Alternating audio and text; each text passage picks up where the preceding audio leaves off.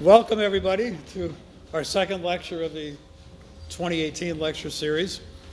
I've been warned, I was told last time when I was up here I was clicking a pen close to the microphone, so I will not do that anymore. Got an unclickable pen.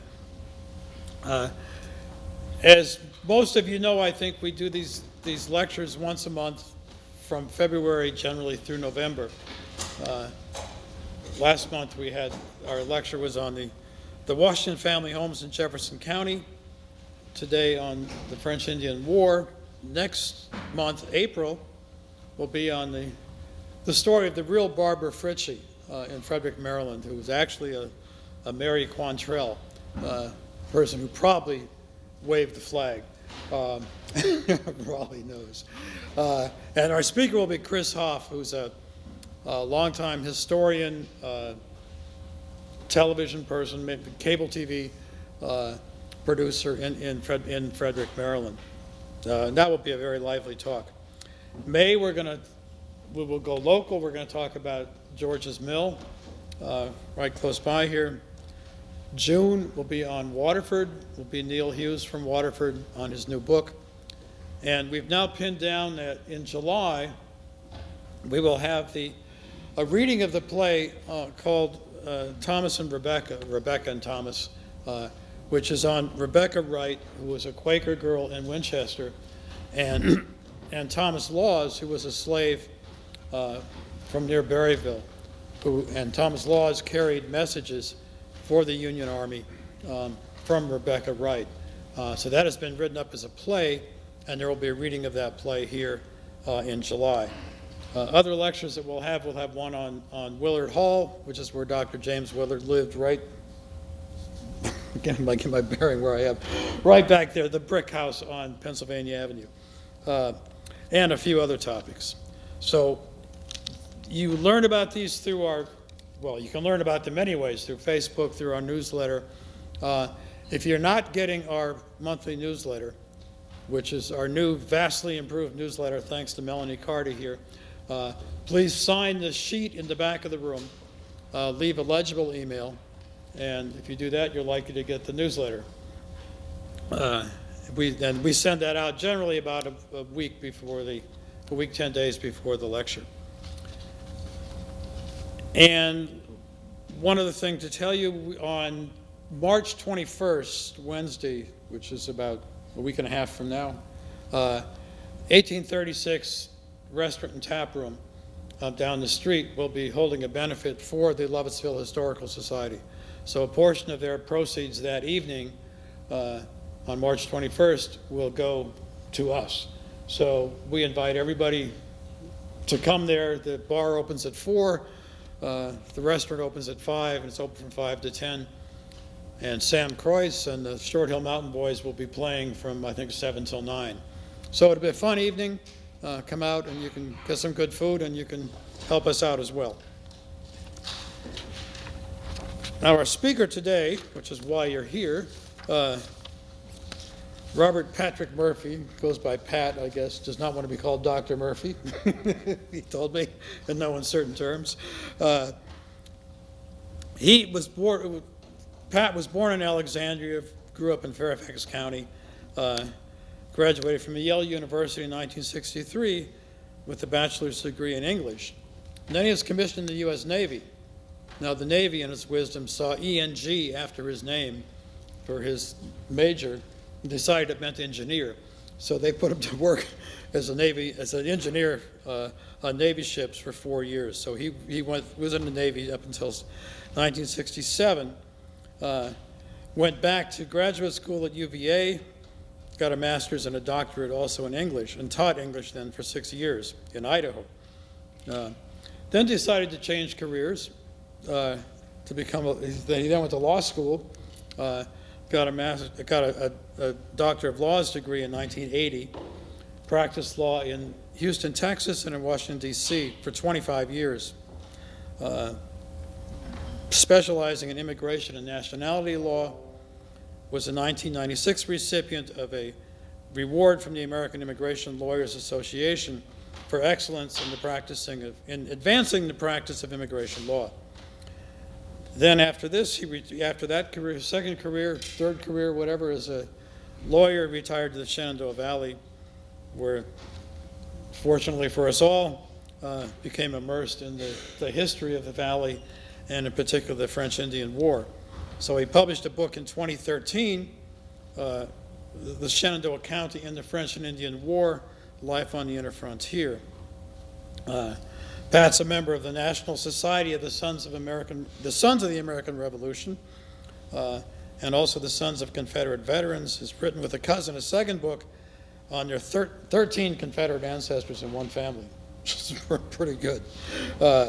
So please welcome Patrick Murphy.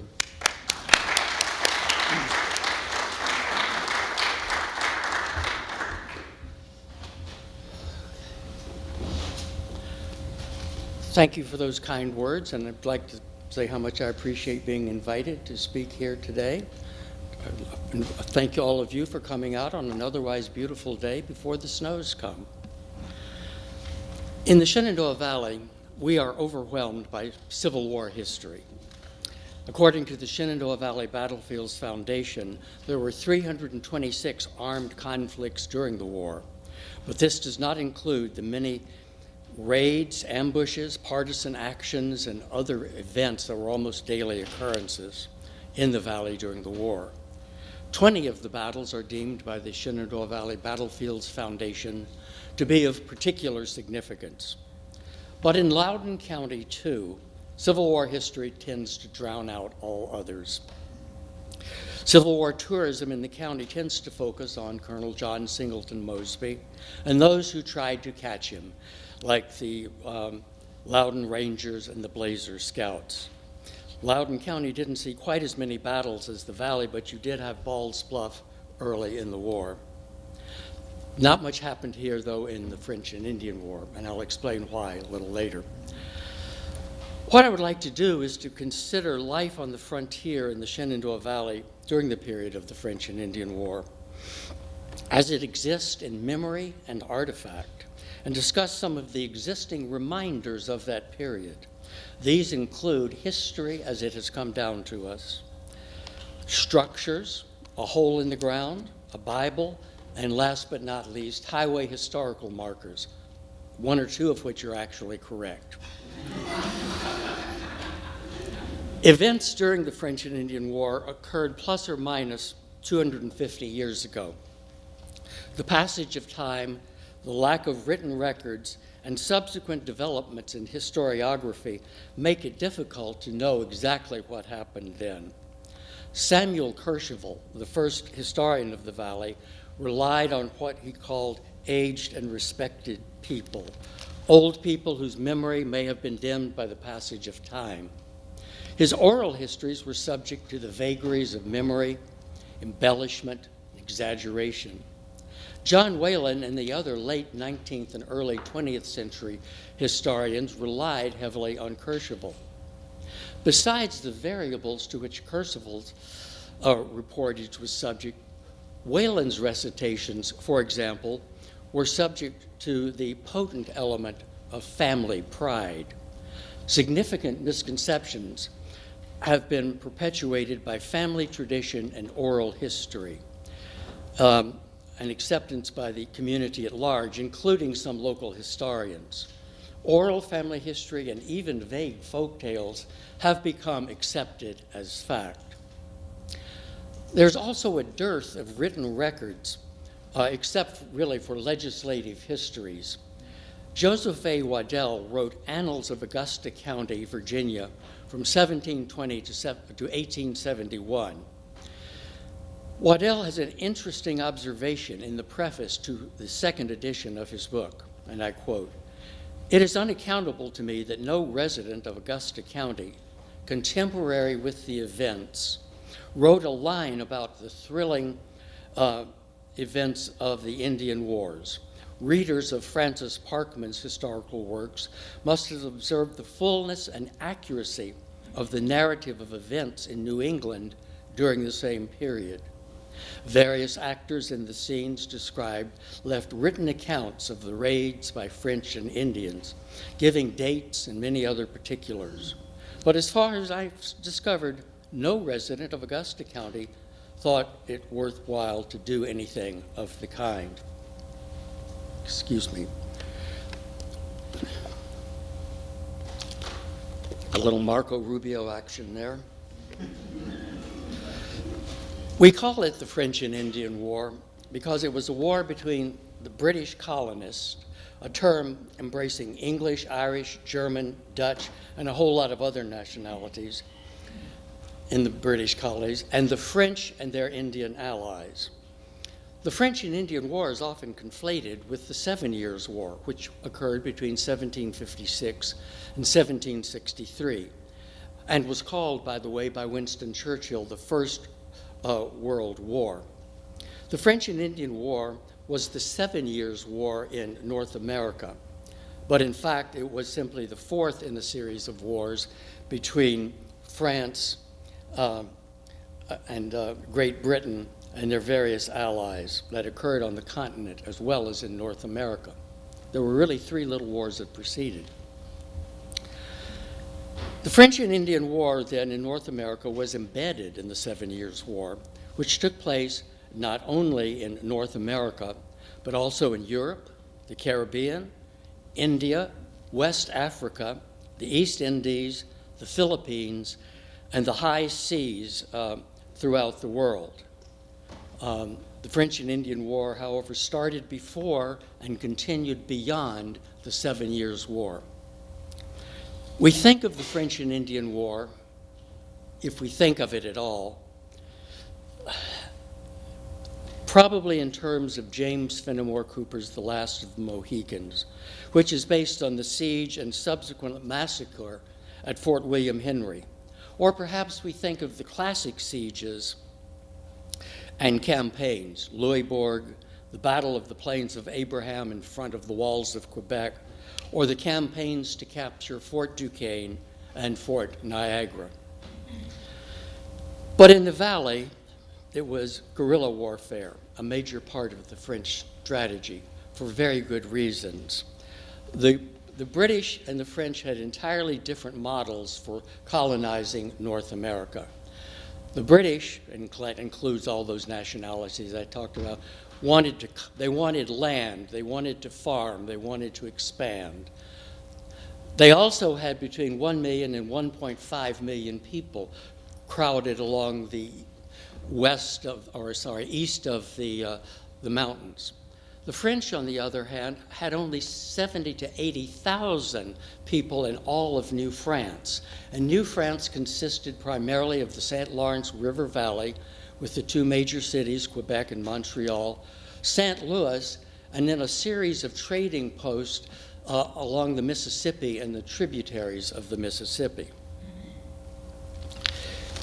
The French and Indian War in the Valley was rather poetically and accurately described by Julia Davis in a book entitled The Shenandoah, which was part of a big series on American rivers. She wrote, "The French and Indian Wars were not contiguous.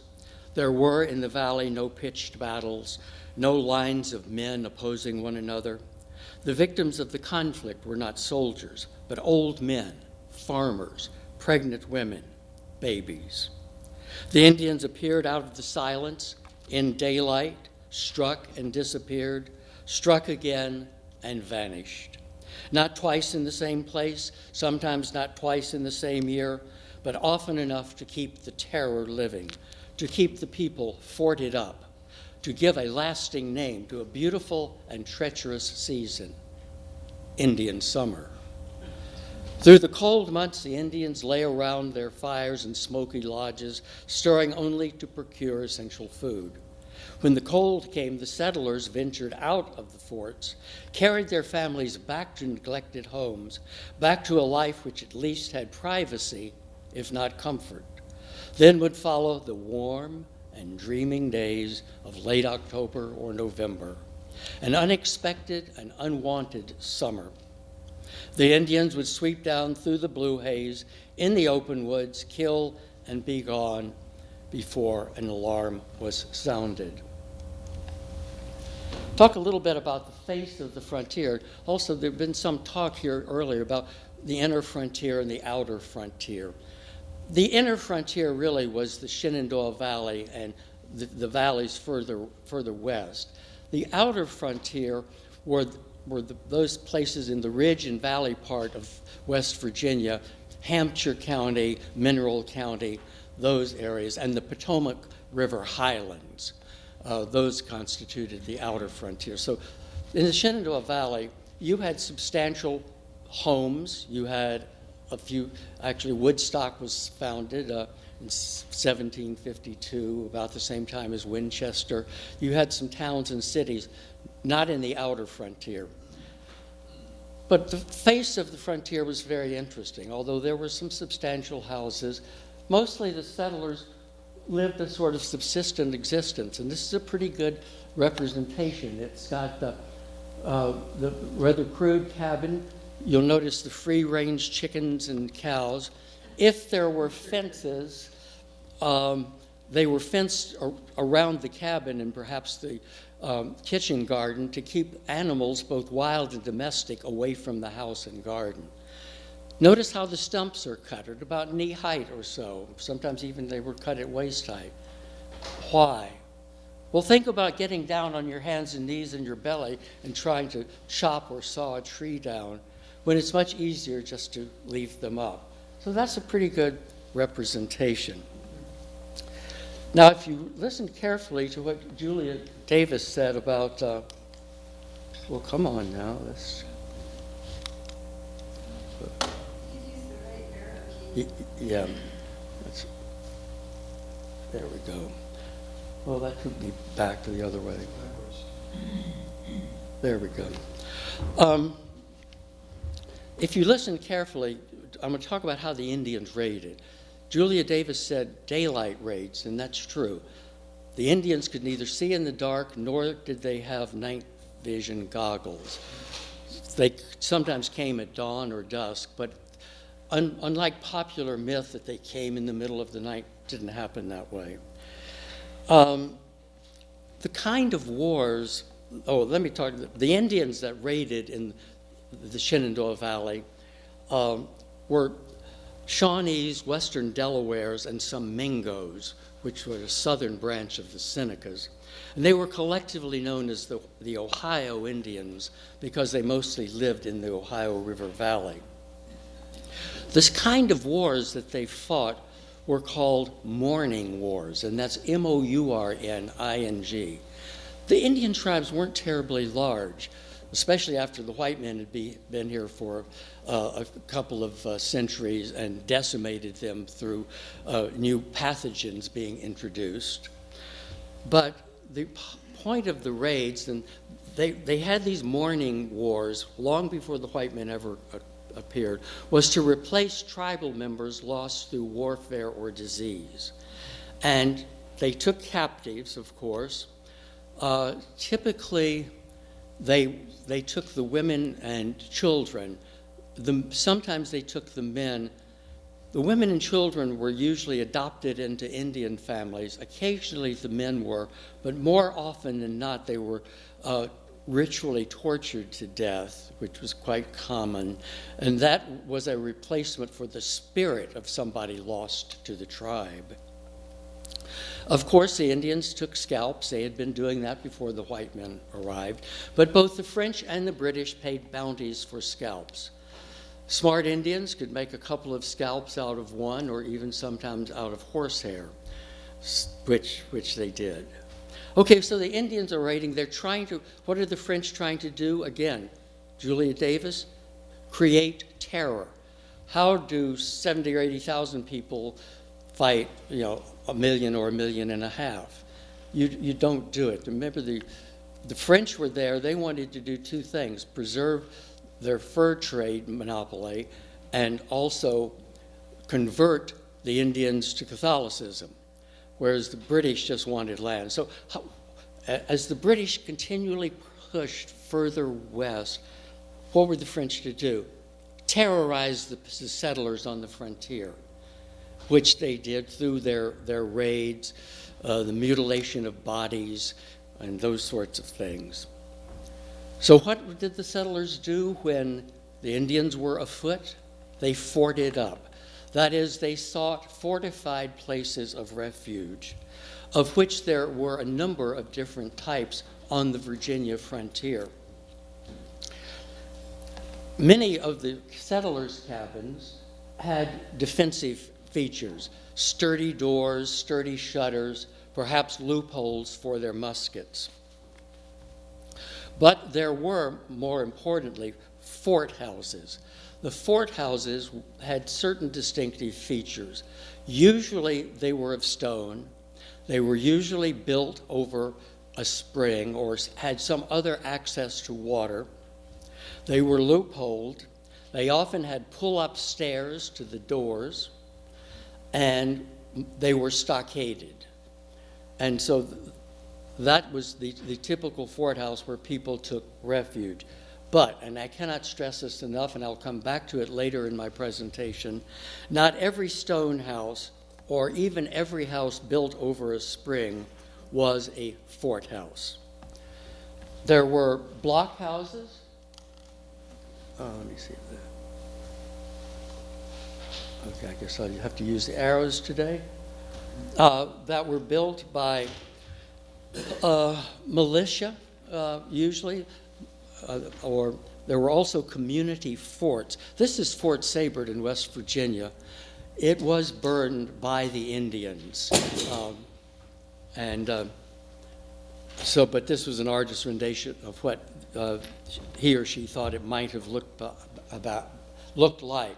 And the militia would sometimes occupy these forts and send out ranging patrols from them. But also community members could seek refuge there. There was an interesting community fort in Shenandoah County called Holman's Fort, where Holman's Creek enters the north branch of the Shenandoah River. It was not built by the militia. It was simply community coming together to build a place of refuge. After Braddock was defeated in July of 1755, the Virginia legislature decided that the Virginia frontier needed defending. So George Washington was made the colonel of the Virginia Regiment and tasked with defending the frontier.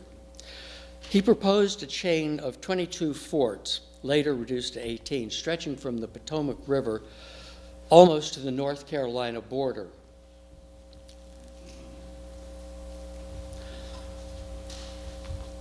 This is Washington's first plan for Fort Loudoun, which was built in Winchester, and it was to be the keystone or the flagship fortification, and as well as the headquarters of the Virginia Regiment.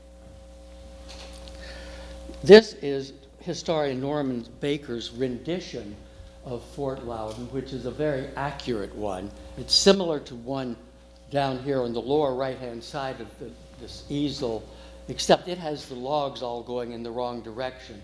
They were horizontal. Fort Loudoun was designed and initially built by Colonel George Washington during 1756 to 1758.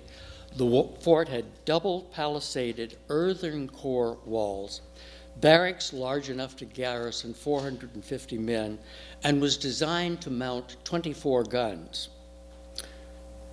6 18-pounders, 6 12-pounders, 6 6-pounders, 4 swivels or wall guns, and 2 howitzers. Fort Loudoun, which served as Washington's headquarters during his tenure as commander of the Virginia Regiment, during the French and Indian War, stood near the present intersection, I don't know how many of you are very familiar with Winchester, of Clark and Loudoun Streets in Winchester. And I will use the nice pointer. This is North Loudoun Street here.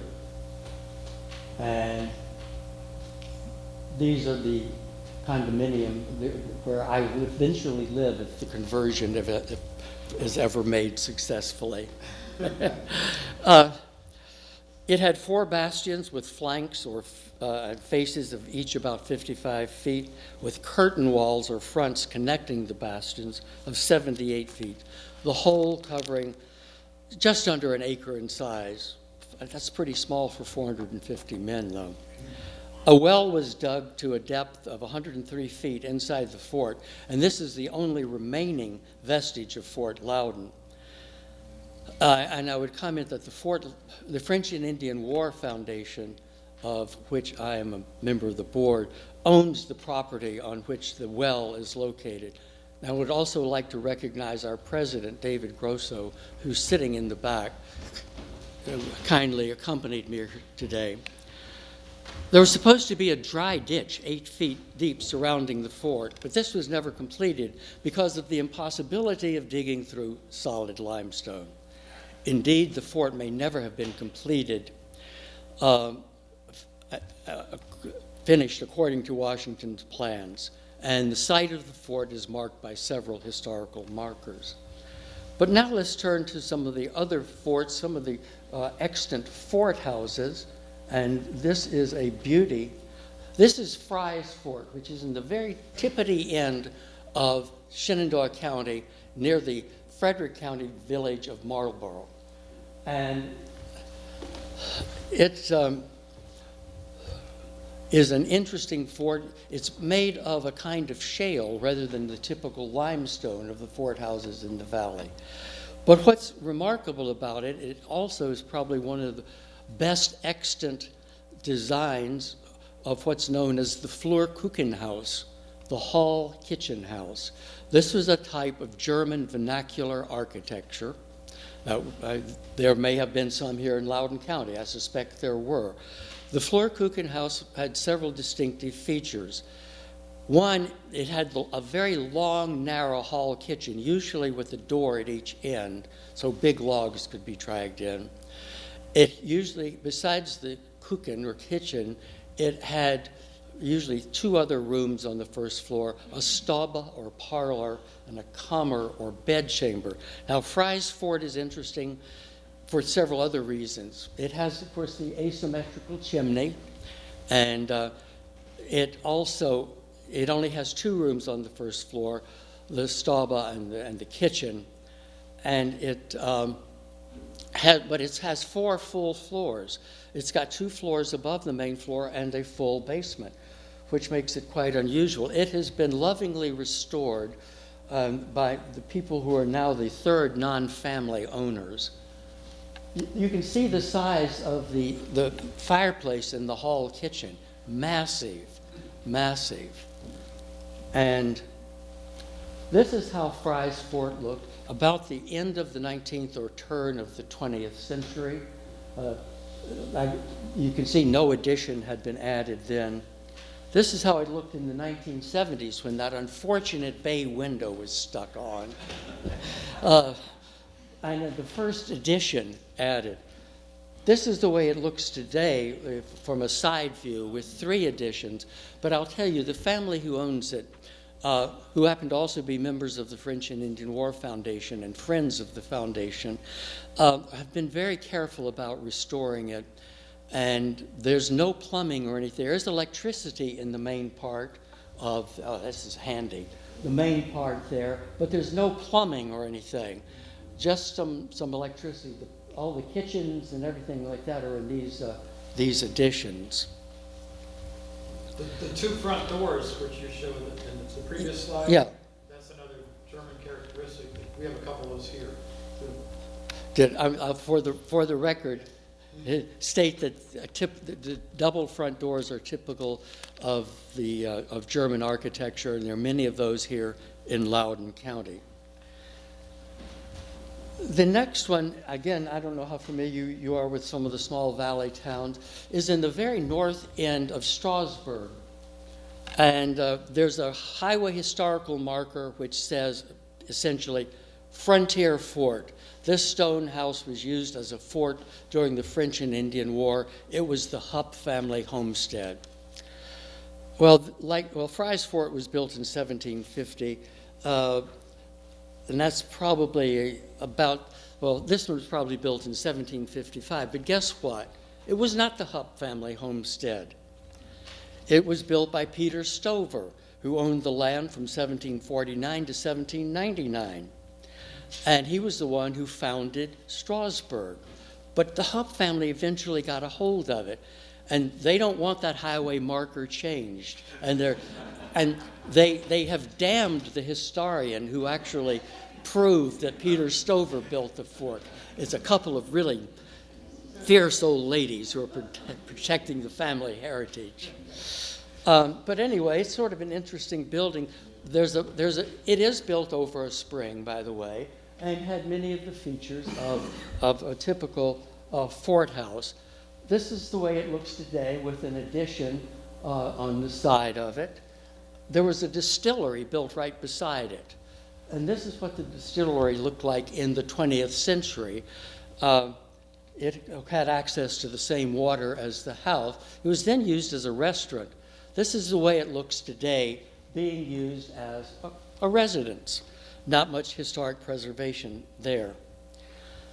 Not every fortified place of residence was a house.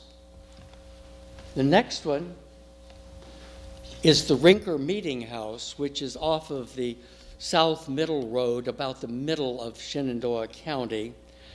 And it was built by Jacob Rinker Sr. about 1749. It was a meeting house for worship services. And it has many of the aspects of a fort house. Note the pull-up stairs. It had very heavy shutters. And it had some interior features. It's built over a spring, by the way. But this is the lower level, which made the upper level very defensible, because you can see these very narrow stairs that have two 90-degree turns. So they could keep the Indians from coming up the stairs. They could pull up the front stairs. And so it was a fortified place of refuge. Rather more typical is a fort in Dayton, which is just south of Harrisonburg. And that's Fort Harrison, built about 1749 by Daniel Harrison. It was stockaded, and it is said to have had an underground passage leading to a nearby spring. And this is the way it looks today. It is, by the way, open as a museum during the normal tourist time, sort of May to October. And it's sort of an interesting place. Now I'd like to talk about, these are some of the places that are reminders of the French and Indian War period, structures. But how do we remember the French and Indian War? History as it is remembered.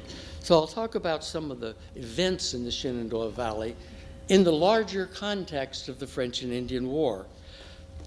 In July 9th, 1755, General Edward Braddock and his troops were soundly defeated on the banks of Turtle Creek, where it enters the Monongahela River.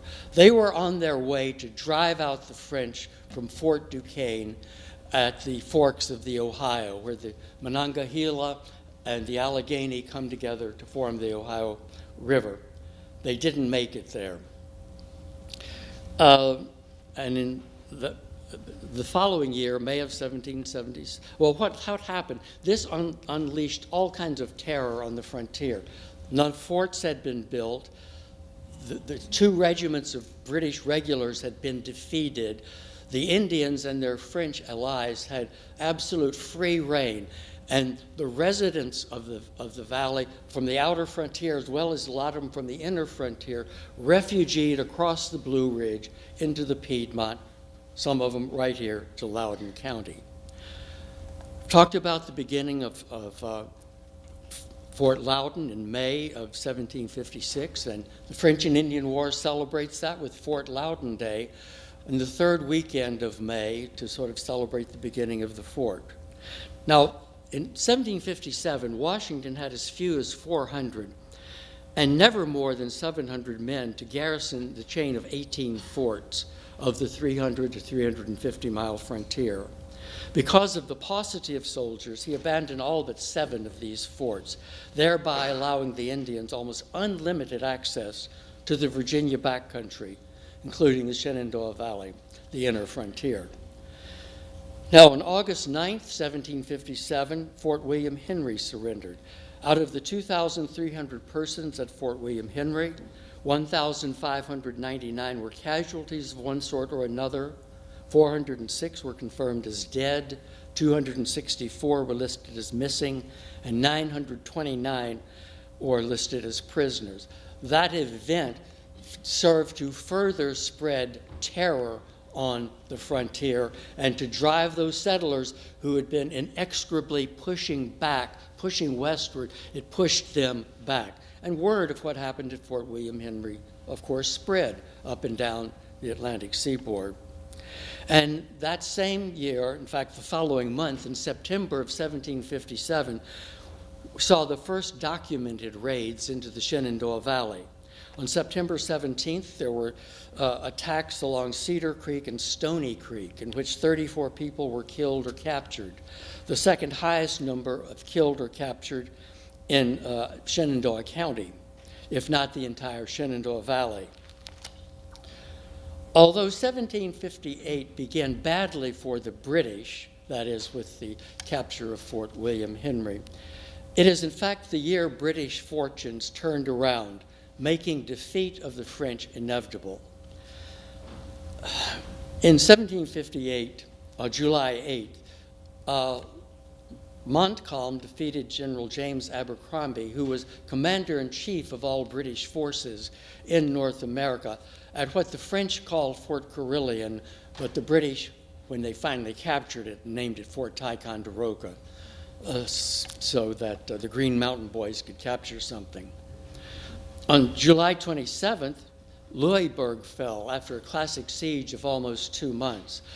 The forces that captured it were led by Jeffrey Amherst and the land forces and Admiral Edward Boscawen, who commanded the naval forces. Now, Louisburg sits on Cape Breton Island and basically controls the sea lanes leading to the St. Lawrence River Valley. So that tended to also make resupplying the St. Lawrence River Valley very difficult. And on August 27th of that year, Fort Frontenac at present-day Kingston, Ontario, fell to British forces under Colonel John Bradstreet after a mere 2-day battle. And late that year, November 28th, General John Forbes, assisted ably by Colonel Henri Bouquet, captured Fort Duquesne. Actually, they didn't capture Fort Duquesne because the French blew it up. So they built first a small fort called Fort Pitt, which was later abandoned, and a larger Fort Pitt was built there at the forks of the Ohio. I'm glad Raleigh is nodding at me, so I'll know if he starts to shake his head, I'm getting something wrong.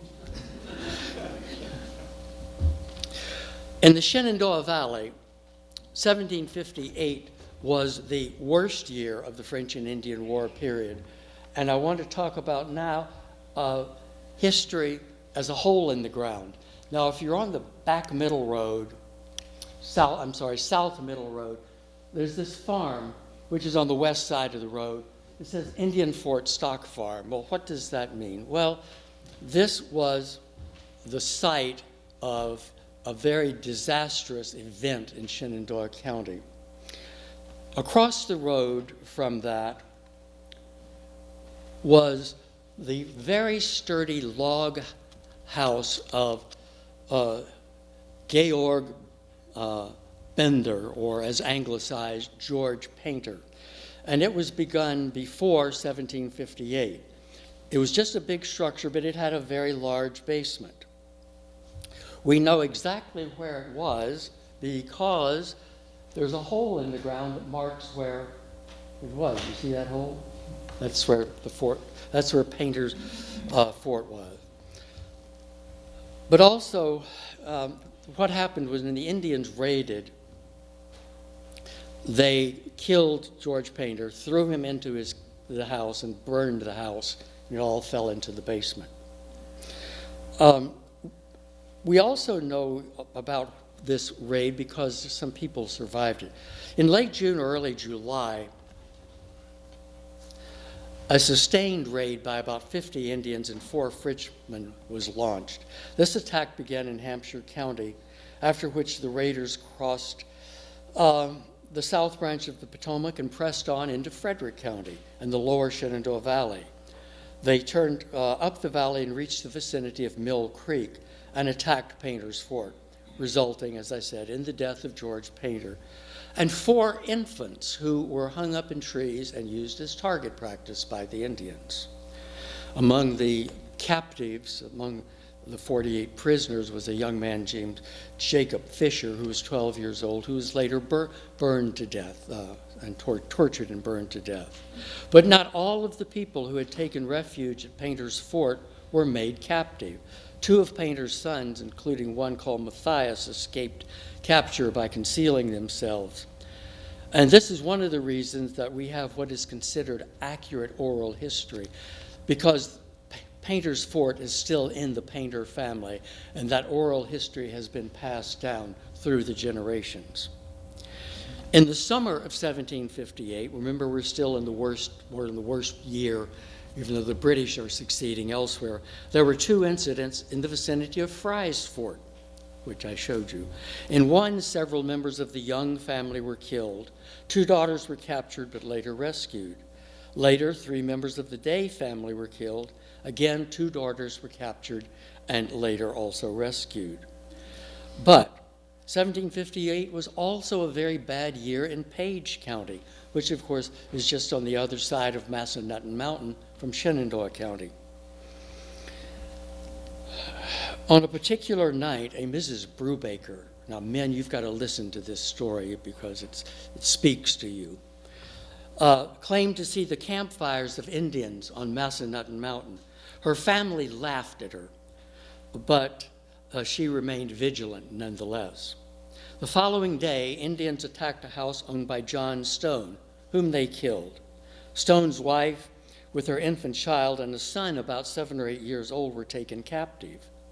George Grandstaff, a young man of about 16 years old, was also taken off as a prisoner. On South Branch Mountain, the Indians killed Mrs. Stone and her infant. Typically, if women couldn't keep up, they were tomahawked. The children usually had their brains beaten out against a rock or a tree. Anyway, they took the boy and George Grandstaff to their towns in the Ohio River country. Grandstaff was about 3 years a prisoner, then returned home. His great-grandson built Grandstaff Mill in Edinburgh, which, if you ever have the opportunity, is a wonderful museum now. The little Stone boy grew up with the Indians, came home, and after getting possession of his father's property, sold it, got the money, and returned to the Indians, never to be heard of again. It was not unusual for captives to resist repatriation when they had the opportunity. They liked the Indian lifestyle. Now, these same Indians killed Jacob Holtzman's wife and children, but he escaped. The raiders then turned their attention to the Brubaker farm.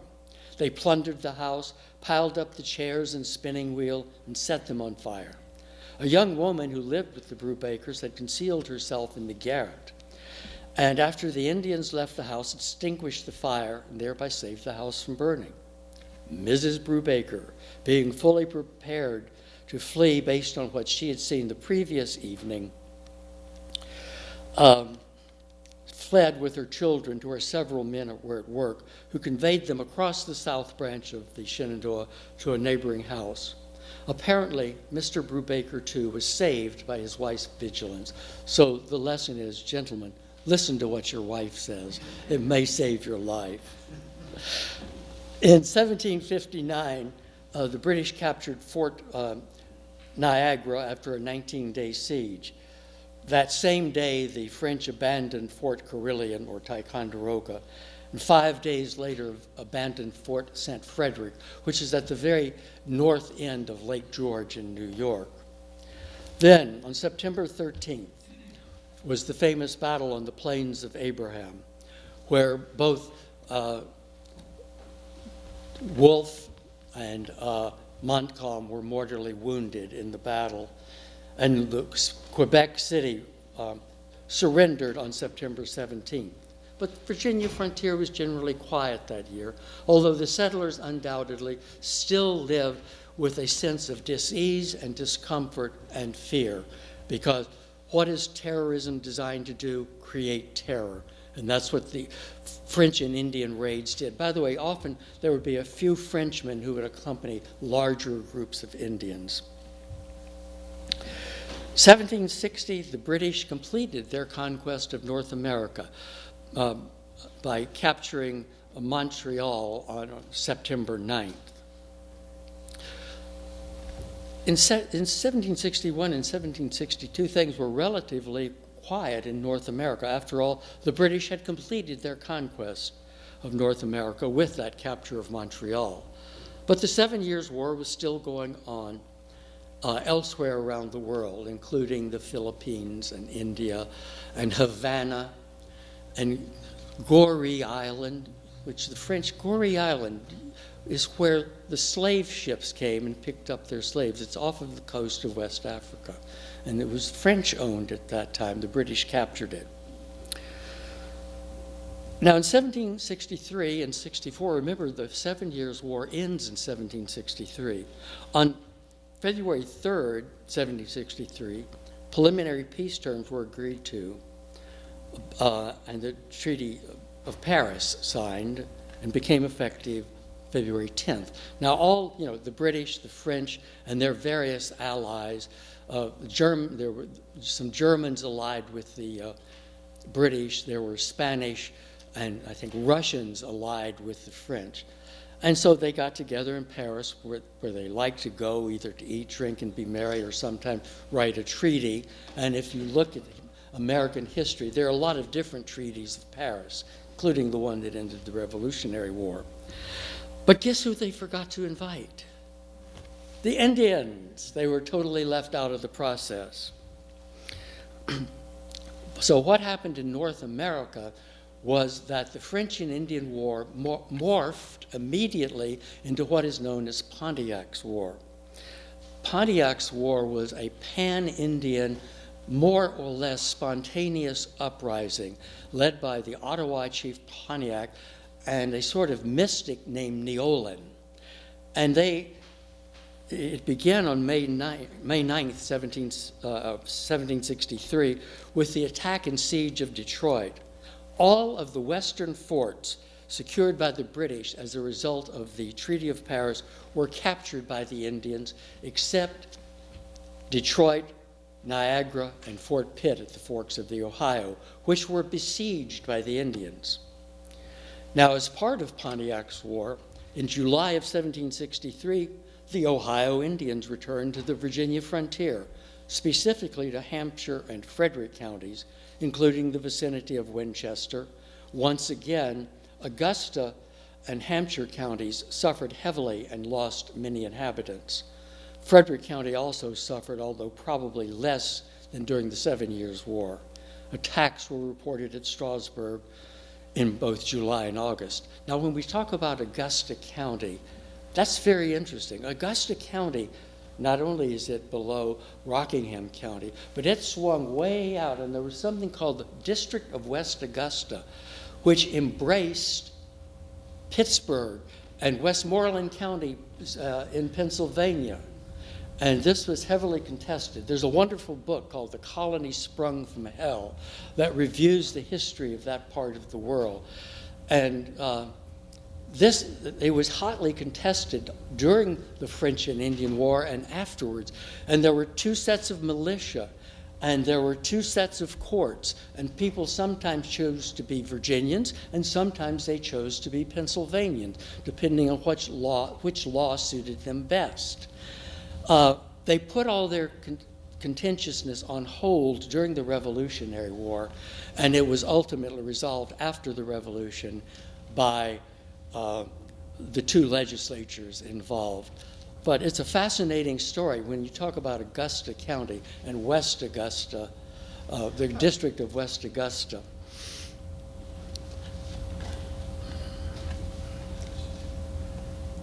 want to talk about now as history as a Bible.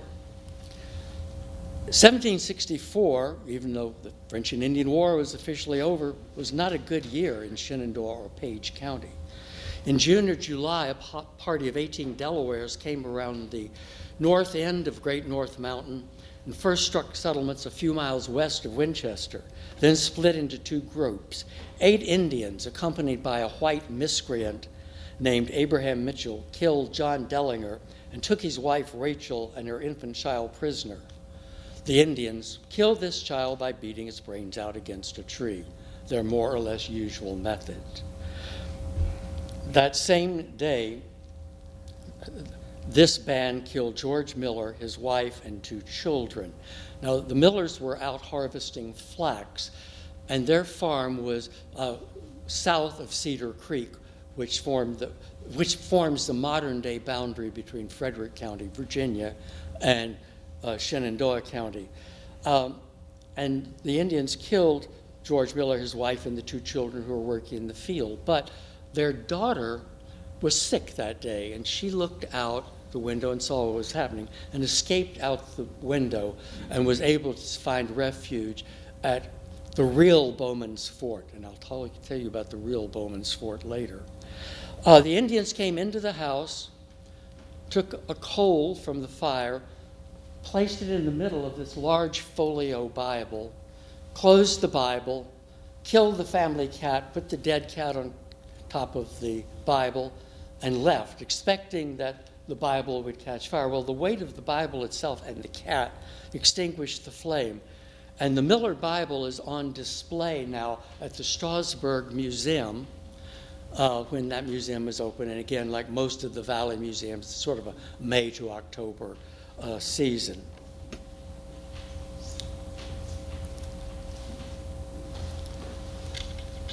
This was popularly known as Rhodes Fort.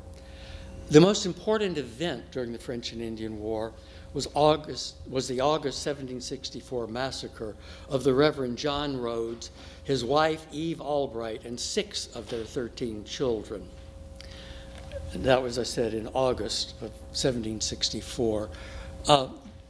This is not the Rhodes house. This was a subsequent house that was built adjacent to where the burned down house was. This, unfortunately, was struck by lightning a few years ago and is no longer with us. It burned down completely. It was unusual because of the twin chimneys. Now, about the same time as these events were occurring in Page Valley, on August 5 and 6, 1763, a British column under Henry Bouquet, remember he was second in command on the Forbes expedition, on its way to relieve the siege of Fort Pitt, met and defeated the Indians at the Battle of Bushy Run. The following year, he mounted a major expedition of intimidation against the Ohio Indians that resulted, without any battles, in the complete submission of the Ohio Indians and the return of many captives. Pontiacs War is considered to have ended in November of 1764. But did this end the terror? Did this end what the Indians were doing on the inner frontier? Although 1765 and 66 were years of relative peace, the Indians still attacked the settlers. In 1765, an old man, I say that rather reluctantly, don't like to use that term anymore, was accompanying about 18 to 20 women to Miller's Fort. Now, Miller's Woodstock used to be called Mullerstadt, and then it was anglicized to Millertown, and then it became Woodstock. They were on their way to Miller's Fort when they were attacked. George Siegler defended the women. He broke his musket over the head of one of the Indians. You can see there the broken musket. I just happened to find this image in one of the books I was reading, but it's a good picture. And the women escaped. I'm going to sort of wrap up now by talking about how we misremember the French and Indian War. I'll talk about Rhinish houses, pseudo forts, and family tradition and oral history. Stated simply, many of the structures in the valley, long thought to be fortified places of refuge during the French and Indian War, were not.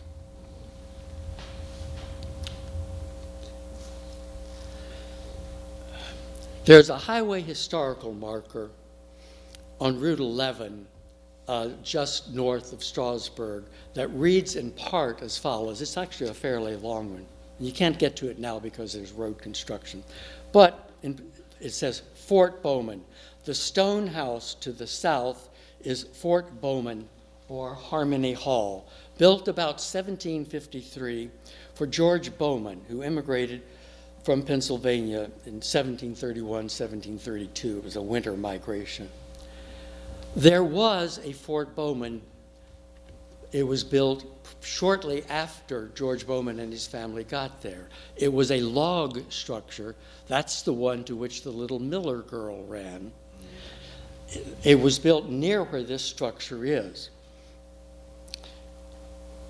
Recently, dendrochronologists studied this. You know what dendrochronology is? The study of tree rings to date structures by looking at the tree ring. Determined that it was built in 1769 to 1770. This was not Fort Bowman. But guess what? It is a magnificent structure, by the way. It's a wonderful example of that kind of architecture, combining both British and German elements in its structure. A lot of the interior woodwork, which, by the way, all the interior woodwork is intact, is now owned by Belgrove Plantation, and eventually they will do it. But the Height family and the Bowman family don't want history changed, so family tradition will undoubtedly prevail.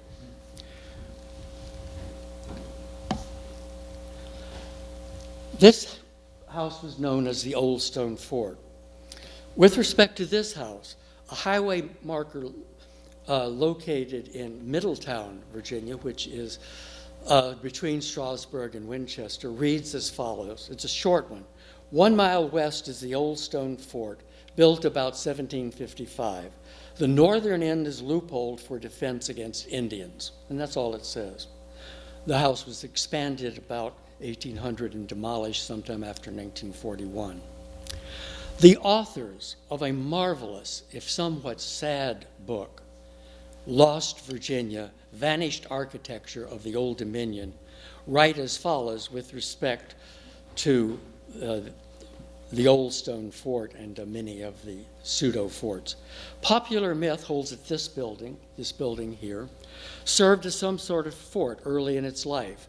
The appellation, however, has less to do with any military or defensive function and more to do with British American misreading of the solid nature of the Valley Rhenish houses. The Rhenish houses in the Shenandoah Valley were a variation of the Flurkuchen house. German-speaking farmers in the valley tended to unite work, living, and storage areas, function that in a British American farm would have been spread among the main house and ancillary buildings.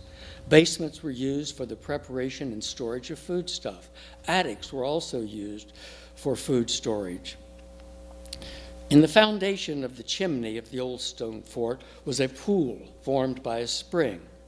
An overflow carried the water across the floor in a rill and through the entire length of the house to the south end. This was commonly explained as an arrangement for drinking water to be available during times when refuge was sought. In reality, the water was there because the basement functioned as a kitchen. And the authors of Lost Virginia conclude it would appear that this building initially was simply a Flurkuchen house. Finally, politics and social trends shape our memory of the French and Indian War on the Virginia frontier. In 1766, there was an Indian attack on Matthias Sheets and a man named Taylor and their wives and children near Narrow Passage Creek. Narrow Passage Creek is just south of Woodstock and feeds into the south branch of the, south fork of the Shenandoah. The two men were killed, but Mrs. Barbara Sheets, who, by the way, went on to have an interesting commercial career as a widow, saved herself and child and the other women and children by using an axe to beat off the Indians. And this was the last documented incident in Shenandoah County and probably all of Shenandoah Valley. And it was long marked by this highway historical marker, Last Indian Outrage. Well, that simply would not do, not in this day and age. So now the sign would, Last Indian Settler Conflict. It provides more history, but it's also more politically correct. So with that politically correct note, I will conclude this afternoon's talk and answer questions.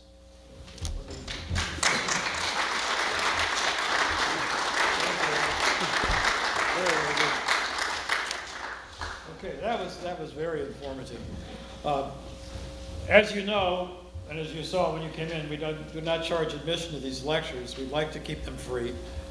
We do pass the hat, and we ask that you be generous, which will enable us to keep them free. David Grosso, would you like to say anything about your May events? This is David Grosso, president of French Indian War Foundation, a fine group of folks out in Winchester. Okay, please do. Yeah, the foundation, as Pat mentioned, we own the property that where the northwest bastion of Fort Loudoun was located, north of the Walking Mall in the center of Winchester. And every May, about the middle of May, as best we can estimate when Fort Loudoun construction was actually begun in 1756, we hold a living history event to commemorate that. So it's a function from 10 in the morning to 3 in the afternoon, where we have living history interpreters on site, so you can come and learn about the era itself, as well as we give sites of our tours of the fort site all throughout the day. We started last year a second event associated with Fort Loudoun Day, namely as what we hope will continue to be a series of lectures related to events of the French and Indian War era that we hold the Friday night before. This year's speaker is Dr. David Preston, who is a professor of history from the Citadel University in Charleston, South Carolina. And he's recently, well, he's a noted scholar with relation to the French and Indian War era. And he's focused a lot on the history of the Indian traditions of that period. He recently published a book late in 2015 called Braddock's Defeat, which I think is going to be, and from all accounts from reviews, is kind of a definitive explanation of what actually took place from the time Braddock assembled his army in England, transported it to the colony of Virginia, trekked through the wilderness to the Monongahela, and then what went on at that event. Of course, from the British perspective, it's the defeat of Braddock. He makes the argument that you could consider it a victory for the French because they used superior tactics. So we'll be sending out in the next couple weeks an invitation to both events. We certainly welcome you to come join us, both for the lecture, which there'll be a reception afterwards where you can meet the author himself, as well as our Fort Loudoun Day event on Saturday the 19th. Still give me your website, too. Oh, the website, well, we tried to keep that simple. It's fiwf.org.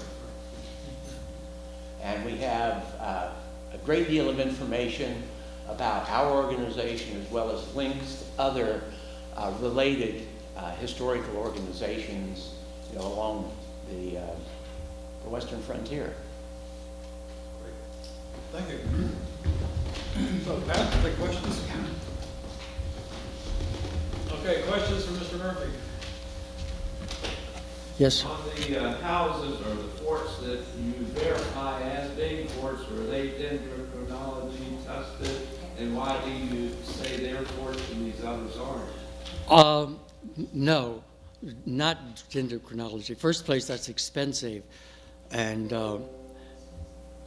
Belgrove did it for their own purposes. No, many of them, there's pretty good other documentation. And Norman Baker himself, who I think has been mentioned a little earlier here, he did the rendition of Fort Loudoun, has pretty good documentation of where the forts were and which were the fort houses. And many of them have stayed in the family, even if it's only a hole in the ground that stayed in the family. No, to my knowledge, none others have been dated that way. Yes, ma'am. Well, I grew up in Western New York, and Fort Niagara was still there. Is it still there? The question is Fort Niagara still there? Yes, it's magnificently preserved. Fort Niagara there was something called the Peace House, which is the first structure there, was the French trading post, and it was a multi-story big building. But Fort Niagara actually was there for not only the French and Indian War, it was there for the Civil War. It was, of course, I should go back, it was captured by the British in the War of 1812, and they were reluctant to give it back, but finally they did. When the boundary along the Niagara River was finally settled, it was there as a training facility in World War I, as well as World War II. And during the Cold War, there was a Nike battery station there to protect the hydroelectric plants on the Niagara River. But it's a wonderful place to tour. It's run by a private foundation, so the government can't muck it up, so it's good. Yeah. One fort that people can see is Fort Frederick in Maryland. How does that compare to Fort Loudoun? Well, Fort Frederick is a stone fort near Big Pool, Maryland. It's part of a state park which has campgrounds and cabins and other things. They have reconstructed the curtain walls and bastions and two of the internal barracks buildings. And they have a nice visitor center, and they've got a store that serves campers as well as they have some nice books on the French and Indian War. And The construction is similar? no, it's a stone fort. It's all stone. This was relatively, in fact, the Governor Horatio Sharp of Maryland liked to make fun of the Virginians because he had this big stone fort, and all the Virginians had was this thing made of wood and dirt. No, yes, ma'am. You said that Fort Loudoun may not have ever been finished. It probably wasn't. It's not clear that all of the barracks were finished or all of the guns mounted. So we're just not sure. People were in and out. Ranging companies were in and out. And so, but we're just not sure. And the well never did produce potable water. They had to truck water. Yes, sir. This is probably another lecture, but I'm unclear as to the alliances on both sides of the fight. How did the French come to get embraced by the Indians so that they were on one side? And on the other side, what was the relationship between, for example, George Washington and the Virginia militia and the British? I know they were colonists, but I don't even have a firm idea of what militia was. Okay. Especially a well-regulated one. Yes. Okay. To answer the question, how did the French and Indians become allies, and what was the relationship among the various colonies and stuff? The base answer to that question is that the British and the French had entirely different business models for colonizing North America. The French wanted to preserve their monopoly on the fur trade and other trade along the St. Lawrence River Valley, in the Great Lakes, and up the Mississippi Valley and its tributaries. And they wanted the Jesuits to convert the Indians. They were not interested in the acquisition of land. The British, on the other hand, were primarily interested in the acquisition of land. Remember, you had up to 1.5 million people crammed on the eastern seaboard, constantly pushing westward. So that's how, I mean, that was right now. As to the internal organization, each colony was different. And when Braddock got here as commander-in-chief, he was appalled by the fact that 2 or 3 things. One, the colonies were all separate. Some were proprietary, some were royal colonies. Then there were New England colonies, which are a whole different story. And the legislatures controlled the money that the colonies would put forth. And the legislatures were quite parsimonious and didn't want to supply money for their militias, or they didn't want to supply wagons. In fact, it was only through the efforts of Benjamin Franklin that Braddock got the wagons he needed for his expedition. The various commanders-in-chief, Braddock, after his death, was replaced by Loudoun, and then Abercrombie, and then finally Jeffrey Amherst.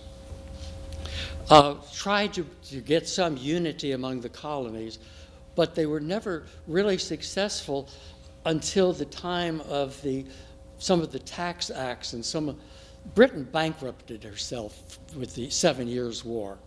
And so they began imposing taxes on the colonies, which ultimately was one of the causes of the American Revolution. When George Washington, there were 2 Virginia regiments on the Forbes expedition. The 1st Virginia, which was the original one, and the 2nd Virginia, which was a fairly short-lived regiment. Washington was in charge of those, but he was subordinate to General Forbes and Colonel Bouquet. And there were other militias supplied by other of the colonies in South Carolina and North Carolina. Pennsylvania was always problematic because the legislature was controlled by the Quakers, and they didn't want to spend money on military operations. So the alliances were always sort of shaky and sort of held together with string and spit. It was not until the British started really asserting control and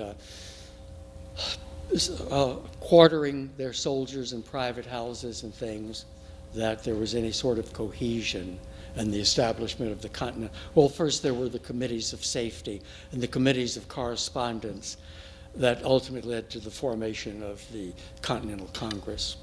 But during the French and Indian War, the various commanders-in-chief had great trouble trying to convince the various state legislatures to cough up money. Yeah, well, Raleigh. The other thing, the French treated their Indian allies, of which they had many, many, many tribes, much better than the English and the colonists treated the Indian allies. They were fair traders with them. They gave them much more for their pelts and so forth. The French Canadians intermarried with many of the Indians, right, which the English would never do. And Braddock hated the American militia, but the only thing he hated worse than that was the Indian allies. Yeah, well, David Preston has a slightly different take on Braddock's hate of the Indians. He doesn't think that's necessarily the case. Have you read his book? No. Do. And buy one when you come to Fort Loudoun Day. Yes, ma'am, you have another question. Yeah, on the Crooked house, you mentioned the springs underneath. Yeah. And the water going through. Did that also serve as like a refrigerator? Sure. That's why the Germans like to build their houses over spring, was they could dip their milk in it. Yes, ma'am. There were Indians who were aligned with the British, were not? The question is, were there Indians aligned with the British? And the answer is yes, sort of. Sir William Johnson, who was the Indian superintendent for the northern colonies, really became a Mohawk Indian. He married a Mohawk Indian and he kept the Iroquois Confederacy essentially neutral during the French and Indian War. There were Cherokees who were supposed to be allied with the Virginians, and they were sort of, although they often went home because the legislature wouldn't cough up enough money for gifts for them. In fact, again, one of the misconceptions was that Braddock's army marched through Winchester. Braddock's army did not march through Winchester. It was 5 miles north. The soldiers never got there, but Braddock and his staff did. They were supposed to meet up with some Cherokee chiefs to arrange for scouts and whatever. They waited, and the Cherokees never showed up. The British did not have many Indian allies. They were more successful in keeping the larger tribes neutral, the Iroquois Confederacy and the Cherokees, which were the big players. Remember, the Cherokees, the Iroquois pretended to enforce hegemony over the Delawares and the Shawnees, but it never worked. And the Mingos really were the often called Southern Senecas, the Senecas being the westernmost of the 6 Iroquois nations. They kept the western door to the Longhouse. How Yeah. far back does the practice of scalping go? You said before the English. I don't know the answer. How far back did scalping go? I don't know, but it was certainly well established by the time the settlers got to Jamestown. Yes, sir. During the Revolution, there was a number of militia acts that required every county to raise militias and all that. Was there equivalency during the French Indian War? Yes. There were militia acts and insurrection acts that had long been on the books of Virginia. So yes, the militia could be called out. So all up 30 able-bodied men, 16 to 50, Theoretically, yes. And some of the militias were more social organizations. Others were somewhat more serious military organizations. But those acts were in place at the time of the French and Indian War. I a few years ago did look at the Fairfax militia, which included Loudoun County, to see if names from the German settlement here showed up there. The only names I found were three Shoemaker brothers from the Lovettsville area. I think a lot of them successfully avoided military service during that time.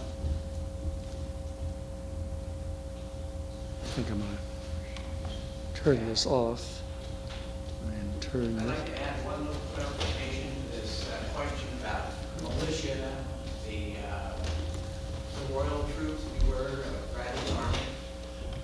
There was that intermediate level. The Virginia regiment was actually a paid army, if you will, of the colony of Virginia.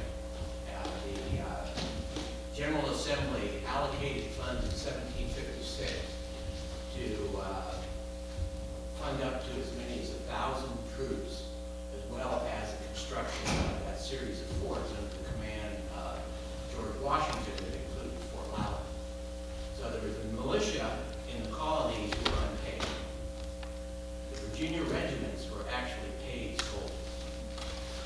Now, whether they got paid, if they were allotted, it's a separate question, but they were officially recognized as paid soldiers.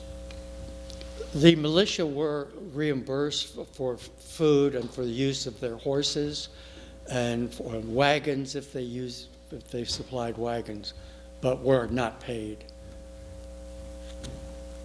More questions? Let's go enjoy the rest of this beautiful day. Thank you all for coming.